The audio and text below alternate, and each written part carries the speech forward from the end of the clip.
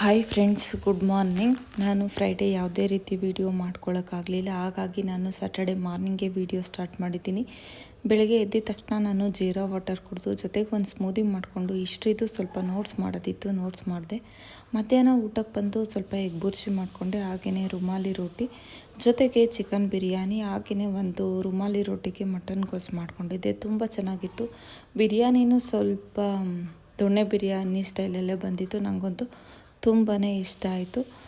Mutton ಗೊಜ್ಜು ಅಂತೂ ಅಷ್ಟೇ, ಅದನ್ನು ತುಂಬ ಇಷ್ಟ ಆಯಿತು. ಹಾಗೆಯೇ ರುಮಾಲಿ ರೊಟ್ಟಿ ಜೊತೆಗೆ ಮಾಡಿಸಿದ ಕಾಂಬಿನೇಷನ್ ಅಂತಲೇ ಹೇಳ್ಬೋದು.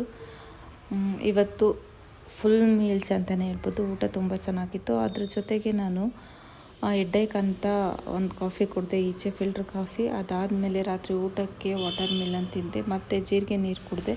ಇದಾಗಿತ್ತು ಇವತ್ತಿನ ದಿನ. Thanks for watching. See you in the next vlog.